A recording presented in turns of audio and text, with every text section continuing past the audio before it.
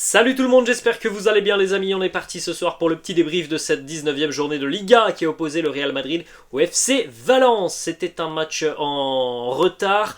Bon, le Real s'est imposé 2-0 face à une bien triste ou nette équipe du FC Valence. C'est inquiétant d'ailleurs pour les Valencians sur la seconde partie de saison. Je pense qu'ils vont lutter pour leur maintien jusqu'à la fin de saison. En tout cas pour le Real, c'est une victoire importante qui permet de recoller à 5 points du Barça qui avait mis un petit peu la pression hier soir au terme d'un match qui a été globalement tranquille parce que Valence a été inoffensif pendant 90 minutes.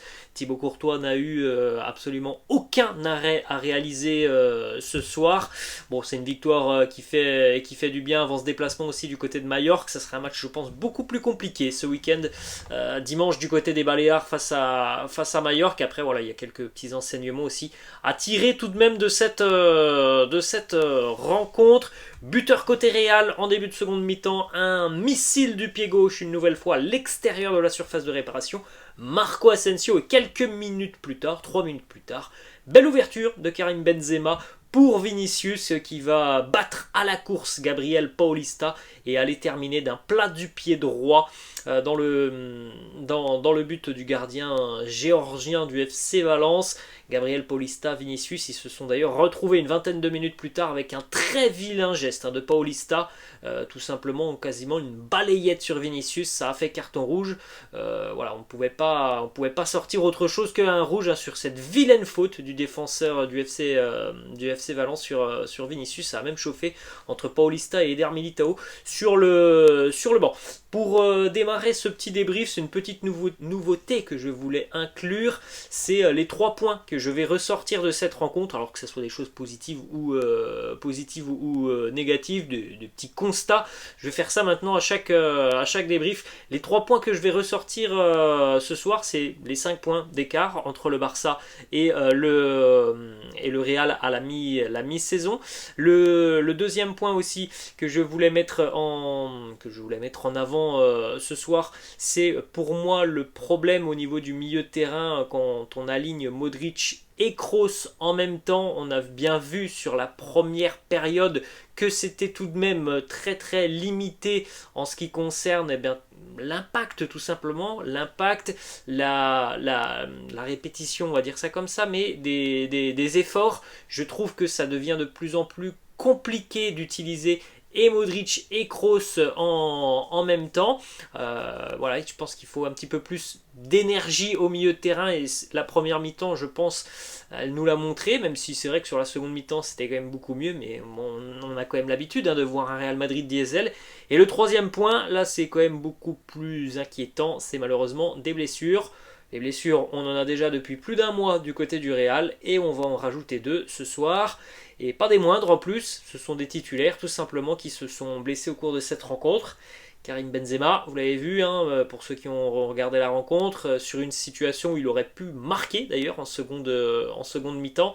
Il s'est tenu l'arrière de la cuisse au niveau de la cuisse, du genou. Bon, on ne sait pas trop, mais en tout cas, il est sorti directement direction les vestiaires. Et puis Eder Militao, lui, il est sorti en première mi-temps, visiblement touché au niveau des adducteurs. Donc évidemment, à l'heure actuelle où je fais la vidéo, j'ai pas d'informations sur ces 2 blessures, mais voilà, c'est quand même assez inquiétant quand on sait que dans une grosse quinzaine de jours maintenant, c'est le retour de la Ligue des Champions. C'est pas une très très bonne nouvelle. Benzema et Militao blessés ce soir. Voilà les statistiques juste à côté de moi de cette rencontre. Une nette domination du Real, même si franchement sur la première période, oui, il y a eu des situations chaudes, mais en termes de rythme, bon, c'était quand même pas du tout le même match et le même schéma que l'on a vu le week-end dernier face à la Real Sociedad où on avait vu beaucoup d'intensité. Bon, c'était pas franchement ça sur la première période entre le Real et le FC Valence. Comme vous pouvez le constater, Valence, aucun tir cadré, 19 tirs pour le Real, 7 cadrés, donc une ultra domination des merengues sans vraiment pousser, parce que cette équipe du FC Valence, franchement, elle est vraiment très triste. On va pas se mentir, elle est très très triste. Ça a pris un petit peu de temps pour aller ouvrir le score côté Real. Il a fallu attendre le début de seconde mi-temps, mais je pense que voilà, le score aurait peut-être pu être un petit peu plus lourd s'il y avait eu plus de justesse, notamment chez certains joueurs, comme Marco Asensio en première période.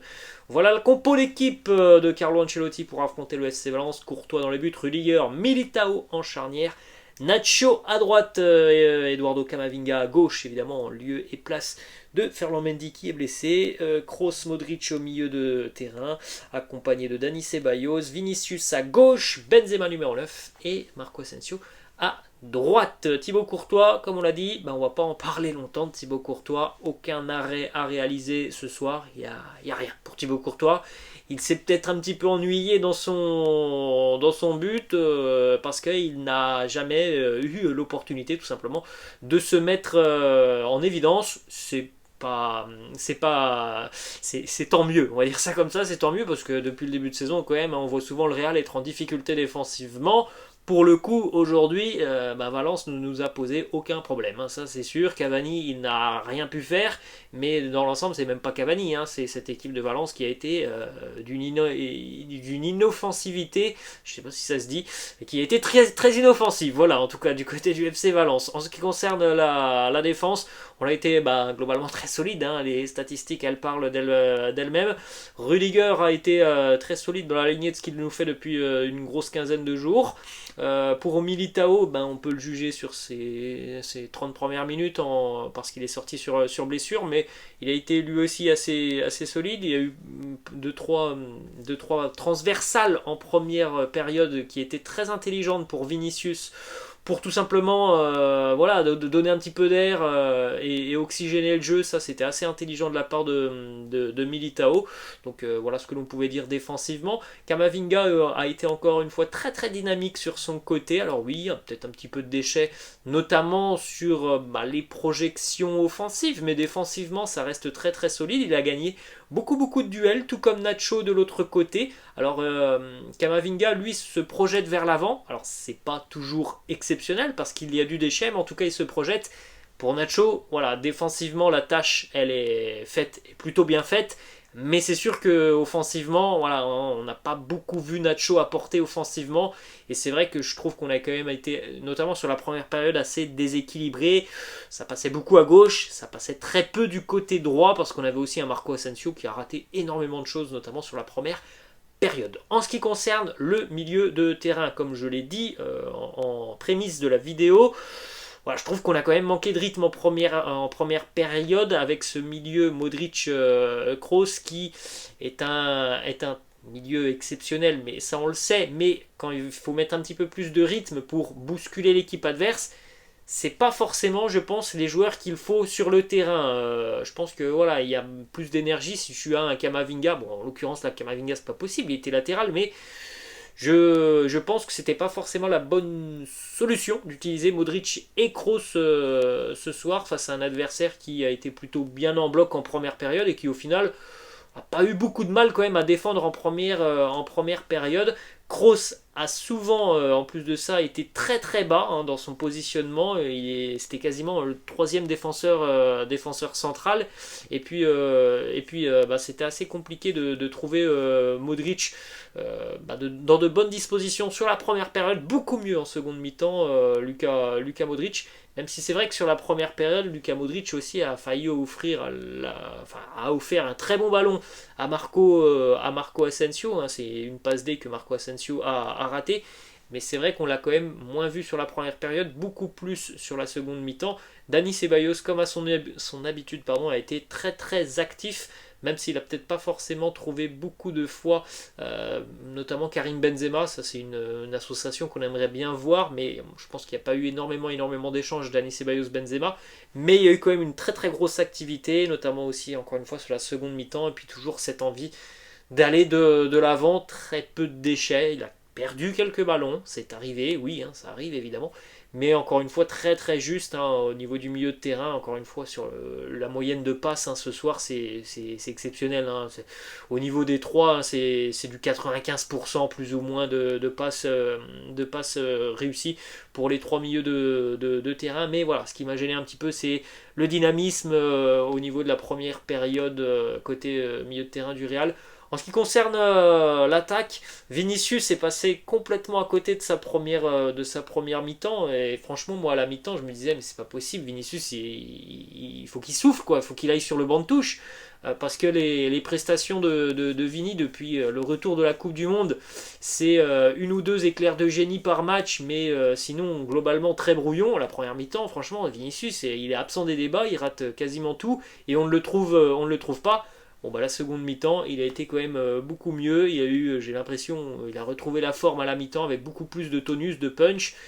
Il va marquer ce but, il a fait d'énormes différences, il a provoqué le carton rouge, donc voilà, ça a été quand même assez fou parce que la première mi-temps, j'étais assez déçu de Vinicius. Benzema a eu quelques situations ce soir et il aurait pu marquer, hein, notamment lorsqu'il se blesse. Il y en a une autre aussi, me semble-t-il, en première période pour le 9. C'est lui qui donne la passe D à Vinicius, donc il est très régulièrement, hein, depuis le retour Coupe du Monde, impliqué dans les buts du Real, malheureusement. Voilà, hein, la blessure, on va attendre évidemment l'examen en espérant que ce ne soit pas trop grave pour Karim. Marco Asensio a été vraiment absent des débats en première période, beaucoup mieux en seconde mi-temps, mais comme à son habitude, c'est un joueur qui a cette capacité, cette faculté d'envoyer des missiles du pied gauche. Ça me rappelle un petit peu les buts qu'il marquait l'année dernière. Il en a mis un ou deux l'année dernière, souvent sur des matchs qui étaient d'ailleurs un petit peu comme celui-là.